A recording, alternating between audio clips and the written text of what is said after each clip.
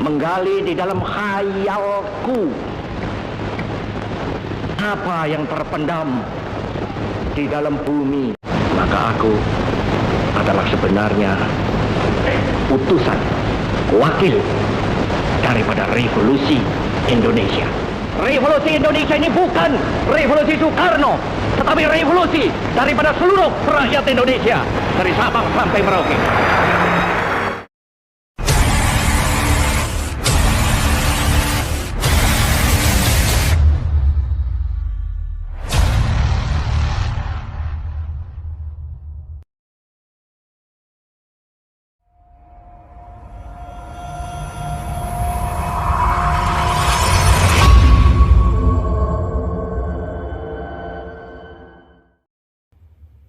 Assalamualaikum warahmatullahi wabarakatuh.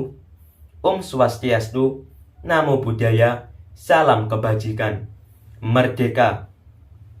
Perkenalkan, nama saya Alfian, jurusan Keguruan dan Ilmu Pendidikan, Prodi Pendidikan Biologi. Saya dari Universitas 17 Agustus 1945 Banyuwangi. Saya akan menceritakan sejarah isi pidato Insinyur Soekarno lahirnya Pancasila dan sejarah lahirnya Pancasila. Lahirnya Pancasila pada bulan-bulan April, Mei, Juni, Juli, dan Agustus tahun 1945. Perang Dunia Kedua masih berkecambuk di sebagian besar dunia. Ibu Pertiwi Indonesia masih merintih dalam cengkeramannya faskisme Jepang, yaitu terdiri dari penderitaan, ketakutan, kecemasan, penahanan, penyiksaan, perkosaan, kelaparan, keputusasaan, pembunuhan, kematian, perburuan manusia, dan berbagai duka derita lain masih melanda kehidupan sebagian besar umat manusia penghuni bumi, termaksud rakyat bangsa Indonesia. Namun, dalam keadaan yang keras dan berat itu, founding father dan pejuang-pejuang kemerdekaan Indonesia tetap maju terus, sambil mempersiapkan segala syarat yang diperlukan untuk mewujudkan dan membangun Indonesia merdeka yang diidam-idamkannya.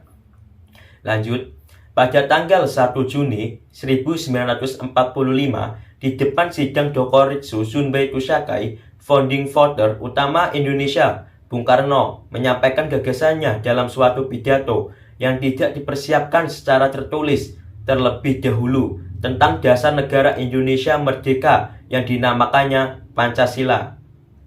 Badan Penyelidik Usaha-Usaha Persiapan Kemerdekaan Indonesia membentuk panitia kecil, yaitu terdiri dari 8 orang, untuk merumuskan dan menyusun Undang-Undang Dasar dengan berpedoman pada pidato Bung Karno. Dari panitia kecil dibentuk panitia 9 yang bertugas merumuskan kembali Pancasila sebagai dasar negara berdasar pidato yang diucapkan Bung Karno pada tanggal 1 Juni 1945 dan menjadikan dokumen itu sebagai teks untuk memproklamasikan kemerdekaan Indonesia.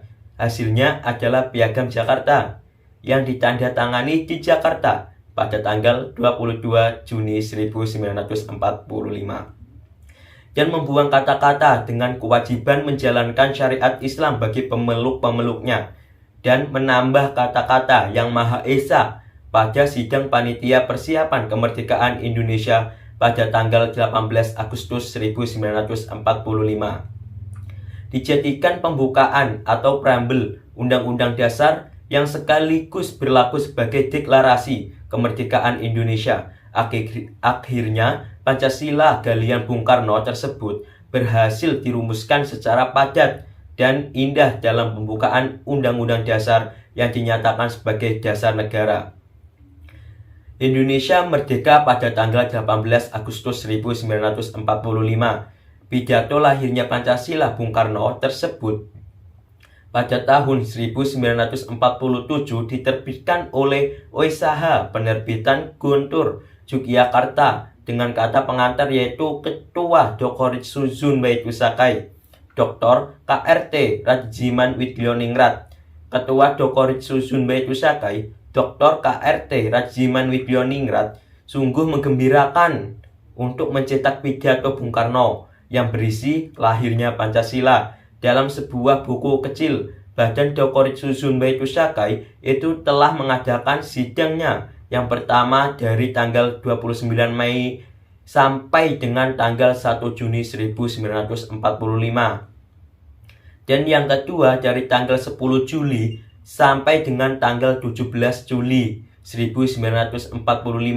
Sungguh menggembirakan sekali maksud penerbit untuk mencetak pidato Bung Karno ini yang berisi lahirnya Pancasila dalam sebuah buku kecil. Badan Dokoritsusun Baitusakai itu telah mengadakan sidangnya yang pertama dari tanggal 29 sampai dengan 1 Juni dan yang kedua tanggal 10 Juli sampai dengan tanggal 17 Juli 1945.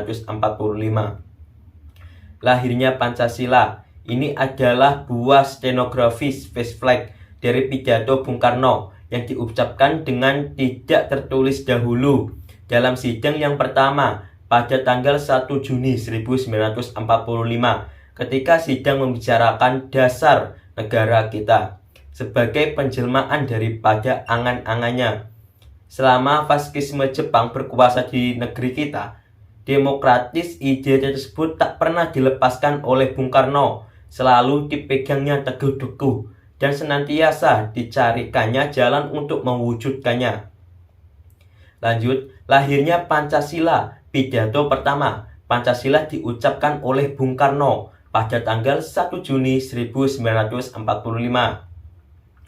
Yaitu berisi, sesudah 3 hari berturut-turut, anggota-anggota Dokoritsusun Baitusakai mengeluarkan pendapat-pendapatnya.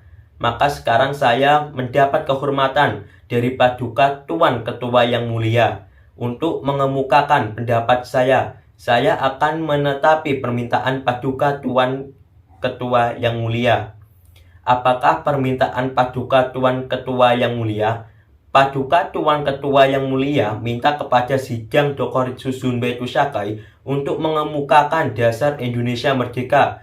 Dasar inilah nanti akan saya kemukakan di dalam pidato saya ini. Begitu kata Bung Karno mengawali pidatonya. Dalam pidatonya Bung Karno mengatakan bahwa tentunya semua anggota BPUPKI sepakat bahwa negara yang didirikan adalah untuk semua rakyat dari ujung Aceh sampai Irian kini Papua. Dasar pertama yang baik dijadikan dasar buat negara Indonesia ialah dasar kebangsaan. Kita mendirikan satu negara kebangsaan Indonesia, kata Bung Karno. Bung Karno meminta maaf kepada umat Islam dan anggota BPUPKI, yaitu Ki Bagus Hadi Koismo, yang merupakan ulama dari Yogyakarta sekaligus Ketua Umum PP Muhammadiyah periode 1942 sampai 1945. Saya minta maaf saudara Ki Bagus Hadi Koismo dan saudara-saudara Islam lain. Maafkan saya memakai perkataan kebangsaan ini. Saya pun orang Islam, kata Bung Karno.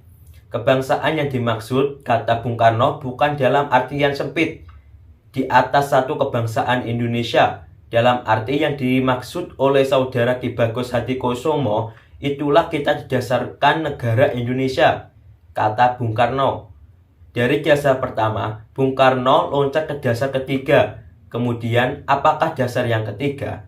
Dasar itu ialah dasar mufakat, dasar perwakilan, dasar permusyawaratan. Negara Indonesia bukan satu negara untuk satu orang, bukan satu negara untuk satu golongan. Walaupun golongan kaya, tetapi kita mendirikan negara. Semua buat semua, satu buat semua, semua buat satu. Saya yakin bahwa syarat yang mutlak untuk kuatnya negara Indonesia ialah permusyawaratan, perwakilan. Prinsip keempat yang diusulkan oleh Bung Karno adalah kesejahteraan. Bagi Soekarno tak boleh ada kemiskinan di dalam Indonesia merdeka. Saya di dalam 3 hari ini belum mendengarkan prinsip itu, yaitu prinsip kesejahteraan. Prinsip tidak akan ada kemiskinan di dalam Indonesia merdeka, kata Bung Karno. Bung Karno telah menyampaikan 4 prinsip dasar negara, yaitu terdiri dari 1. Kebangsaan Indonesia, 2. Internasionalisme atau perikemanusiaan, 3. Mufakat atau demokrasi. 4. Kesejahteraan sosial. Prinsip yang kelima, hendaknya menuntun Indonesia merdeka dengan bertakwa kepada Tuhan Yang Maha Esa. Prinsip ketuhanan, bukan saja bangsa Indonesia bertuhan, tetapi masing-masing orang Indonesia hendaknya bertuhan-tuhannya sendiri. Yang Kristen menyembah Tuhan menurut petunjuk Isa Al-Masih, yang Islam bertuhan menurut petunjuk Nabi Muhammad SAW. Orang Buddha menjalankan ibadahnya menurut kitab-kitab yang ada padanya. Tetapi marilah kita semuanya bertuhan. Hendaknya negara Indonesia ialah negara yang tiap-tiap orangnya adalah menyembah Tuhannya dengan cara yang leluasa, kata Bung Karno. Gagasan Bung Karno soal 5 prinsip dasar negara itu diterima secara aklamasi oleh semua anggota BPUPKI. Selanjutnya, BPUPKI membentuk Panitia 9 untuk merumuskan dan menyusun Undang-Undang Dasar. Panitia 9 untuk merumuskan dan menyusun Undang-Undang Dasar. Panitia 9 terdiri dari Insinyur Soekarno, Muhammad Hatta, MRAA Maramis, Abi Kusno Jokrosumo, Abdul Kabar Muzakir, H.A. Salim, Wahid Hashim, Ahmad Soebarjo, dan Muhammad Yamin. Pancasila kemudian dicantumkan dalam Mukadimah Undang-Undang Dasar 1945 yang disahkan dan dinyatakan sah sebagai dasar negara Indonesia merdeka pada tanggal 18 Agustus 1945. Undang-Undang Dasar Negara Republik Indonesia tahun 1945. Pembukaan bahwa sesungguhnya kemerdekaan itu ialah hak segala bangsa, dan oleh sebab itu, maka penjajahan di atas dunia harus dihapuskan karena tidak sesuai dengan pri kemanusiaan dan pri keadilan. Dan perjuangan pergerakan kemerdekaan Indonesia telah sampailah kepada saat yang berbahagia dengan selamat sentosa mengantarkan rakyat Indonesia ke depan pintu gerbang kemerdekaan negara Indonesia yang merdeka, bersatu, berdaulat, adil dan makmur. Atas berkat rahmat Allah yang Maha Kuasa, dengan didorongkan oleh keinginan luhur supaya berkehidupan kebangsaan yang bebas, maka rakyat Indonesia menyatakan dengan ini kemerdekaannya. Kemudian daripada itu, untuk membentuk suatu pemerintah negara Indonesia yang melindungi segenap bangsa Indonesia dan seluruh tumpah darah Indonesia untuk memajukan kesejahteraan umum, mencerdaskan kehidupan bangsa, dan ikut melaksanakan ketertiban dunia yang berdasarkan kemerdekaan, perdamaian abadi, dan keadilan sosial. Maka disusunlah kemerdekaan kebangsaan Indonesia itu di dalam suatu Undang-Undang Dasar Negara Indonesia yang terbentuk dalam suatu susunan negara Republik Indonesia yang berkedaulat rakyat dengan berdasarkan kepada ketuhanan yang Maha Esa, kemanusiaan yang adil dan beradab, persatuan Indonesia, dan kerakyatan yang dipimpin oleh hikmat kebijaksanaan dalam permusyawaratan perwakilan, serta dengan mewujudkan suatu keadilan sosial bagi seluruh rakyat Indonesia. Yaitu, lanjut, dekret Presiden. Kami Presiden Republik Indonesia atau Panglima Tertinggi Angkatan Perang menetapkan pembubaran konstituante, menetapkan Undang-Undang Dasar 1945 berlaku bagi segenap bangsa Indonesia dan seluruh tumpah darah Indonesia, terhitung mulai dari tanggal penempatan dekret ini, dan tidak berlakunya lagi Undang-Undang Dasar sementara pembentukan Majelis Permusyawaratan Rakyat sementara yang terdiri atas anggota-anggota Dewan Perwakilan Rakyat ditambah dengan utusan-utusan dari daerah dan golongan, serta pembentukan Dewan Pertimbangan Agung sementara. Akan diselenggarakan dalam waktu yang sesingkat-singkatnya, ditetapkan di Jakarta pada tanggal 5 Juli 1959 atas nama rakyat Indonesia. Presiden Republik Indonesia atau Panglima Tertinggi Angkatan Perang, yaitu Soekarno. Terima kasih. Apabila ada kata atau cerita yang salah, mohon maaf sebesar-besarnya.